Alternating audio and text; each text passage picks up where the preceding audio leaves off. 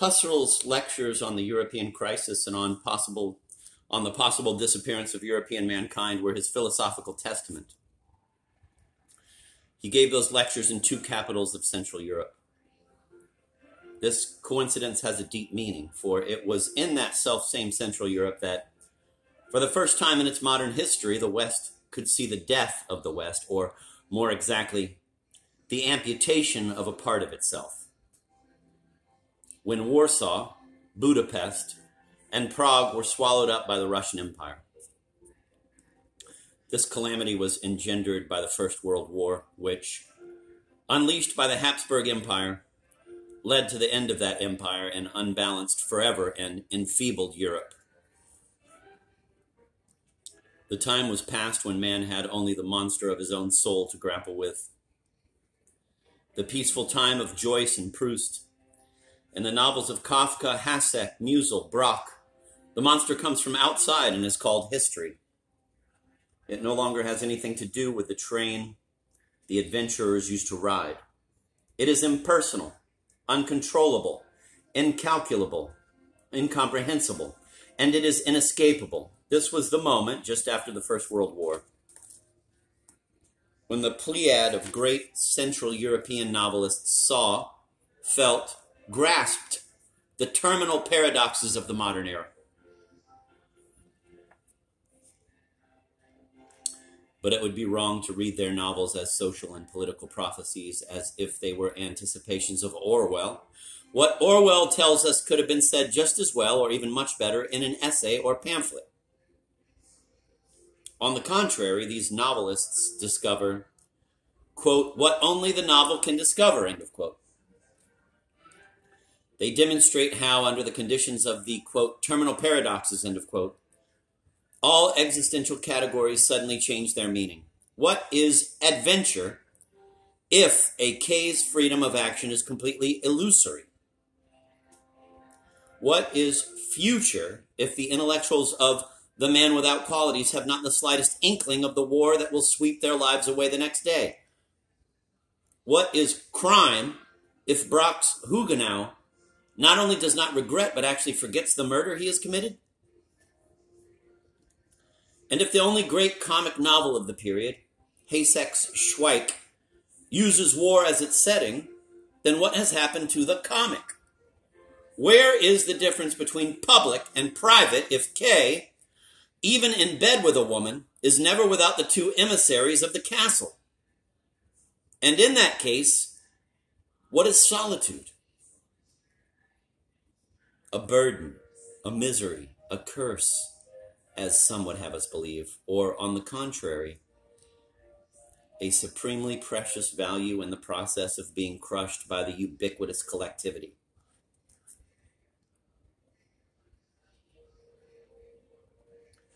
The periods of the novel's history are very long. They have nothing to do with the hectic shifts of fashion,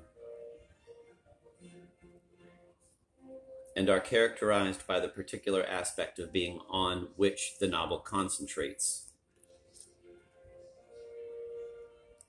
Thus, the potential of Flaubert's discovery of the quotidian was only fully developed 70 years later in James Joyce's gigantic work.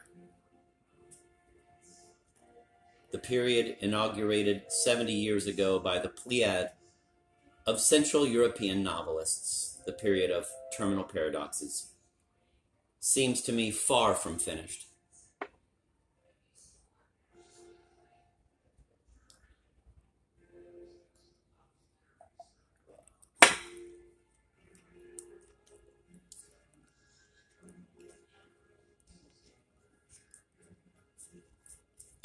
The death of the novel has been much discussed for a long time, notably by the futurists, by the surrealists, by nearly all the avant-gardes. They saw the novel dropping off the road of progress, yielding to a radically new future and an art bearing no resemblance to what had existed before. The novel was to be buried in the name of historical justice, like poverty, the ruling classes, obsolete cars, or top hats. But if Cervantes is the founder of the modern era, then the end of his legacy ought to signify more than a mere stage in the history of literary forms. It would herald the end of the modern era. That is why the blissful smile that accompanies those obituaries of the novel strikes me as frivolous. Frivolous because I have already seen and lived through the death of the novel, a violent death inflicted by bans, censorship, and ideological pressure, in the world where I spent much of my life and which is usually called totalitarian. At that time, it became utterly clear that the novel was mortal as the West of the modern era. As a model of this Western world, grounded in the relativity and ambiguity of things human, the novel is incompatible with the totalitarian universe. This incompatibility is deeper than the one that separates a dissident from an apparatchik or a human rights campaigner from a torturer, because it is not only political or moral, but ontological, by which I mean the world of one single truth and the relative ambiguous world of the novel are molded of entirely different substances. Totalitarian truth excludes relativity, doubt, questioning. It can never accommodate what I would call the spirit of the novel.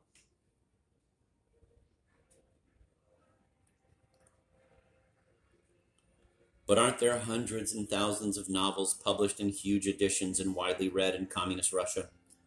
Certainly, but these novels add nothing to the conquest of being. They discover no new segment of existence. They only confirm what has already been said. Furthermore, in confirming what everyone says, what everyone must say, they fulfill their purpose, their glory, their usefulness to that society. By discovering nothing, they fail to participate in the sequence of discoveries that, for me, constitutes the history of the novel. They place themselves outside that history, or if you like, they are novels that come after the history of the novel. About half a century ago, the history of the novel came to a halt in the empire of Russian communism. That is an event of huge importance, given the greatness of the Russian novel from Gogol to Belly. Thus, the death of the novel is not just a fanciful idea. It has already happened, and we now know how the novel dies. It's not that it disappears. It falls away from its history. Its death occurs quietly, unnoticed, and no one is outraged.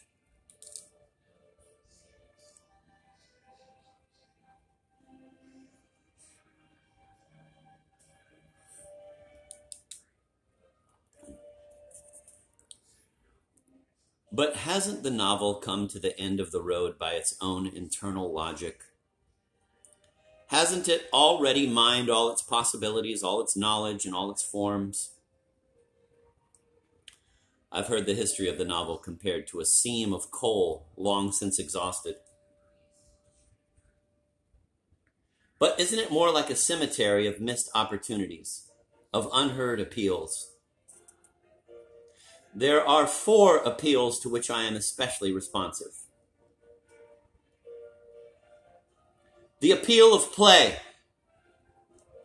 Laurence Sterne's Tristram Shandy and Denis Diderot's Jacques le Fatalist are for me the 2 greatest novelistic works of the 18th century, 2 novels conceived as grand games. They reach heights of playfulness, of lightness, never scaled before or since. Afterward, the novel got itself tied to the imperative of verisimilitude, to realistic settings, to chronological order. It abandoned the possibilities opened up by these 2 masterpieces, which could have led to a different development of the novel. Yes, it's possible to imagine a whole other history of the European novel. The appeal of dream.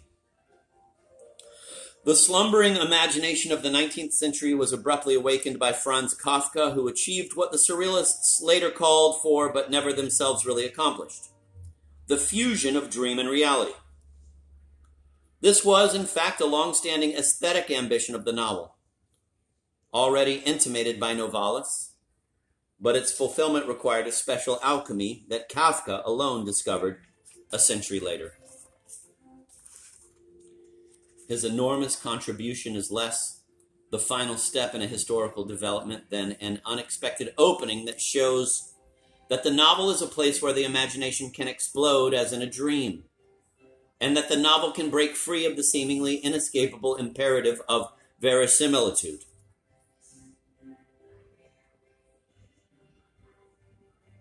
The appeal of thought.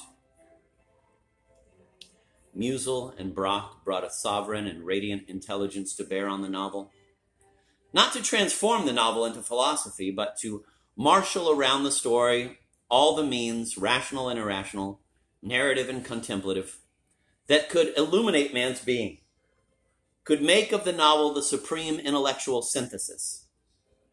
Is their achievement the completion of the novel's history, or is it instead the invitation to a long journey?